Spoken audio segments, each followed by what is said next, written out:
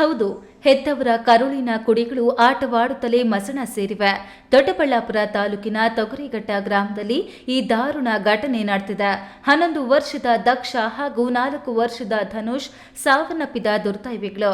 ದಕ್ಷ ಸವಿತಾ ಮತ್ತು ಮುನಿರಾಜು ದಂಪತಿಯ ಮಗಳಾಗಿದ್ರೆ 4 ವರ್ಷದ ಧನುಷ್ ಆಶಾ ಮತ್ತು ಪ್ರದೀಪ್ ದಂಪತಿಯ ಮಗ.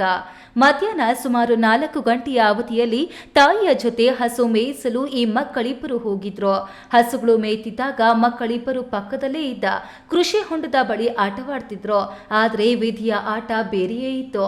ಆಟವಾಡುವ ರಭಸದಲ್ಲಿ ಮಕ್ಕಳಿಬ್ರು ಆಕಸ್ಮಿಕವಾಗಿ ಕೃಷಿ ಹೊಂಡಕ್ಕೆ ಬಿದ್ದಿದ್ದಾರೆ. ನೀರಿನ ಆಳ ತಿಳಿಯದೆ ಇಬ್ಬರೂ ಮುಗ್ಧರು ನೀರಿನಲ್ಲಿ ಮುಳುಗಿ ಉಸಿರುಗಟ್ಟಿ ಕೊನೆಯುಸಿರೆಳೆದಿದ್ದಾರೆ.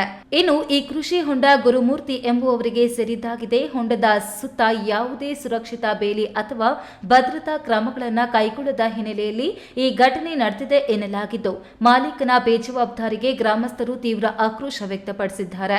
ಸದ್ಯ ಸ್ಥಳಕ್ಕೆ ದೊಡ್ಡಬಳ್ಳಾಪುರ ಗ್ರಾಮಾಂತರ ಪೊಲೀಸರು ಭೇಟಿ ನೀಡಿ ಪರಿಶೀಲನೆ ನಡೆಸಿದ್ದಾರೆ. ಇನ್ನು ಕೃಷಿ ಹೊಂಡಕ್ಕೆ ಸರಿಯಾದ ಭದ್ರತೆ ಒದಗಿಸದ ಮಾಲೀಕ ಗುರುಮೂರ್ತಿ ವಿರುದ್ಧ ಪ್ರಕರಣ ದಾಖಲಿಸಿಕೊಂಡಿರುವ ಪೊಲೀಸರು ಮುಂದಿನ ಕ್ರಮ ಕೈಗೊಂಡಿದ್ದಾರೆ.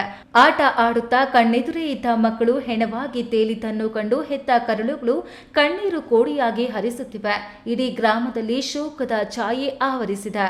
Guruprasad, A news TV, Doddaballapura.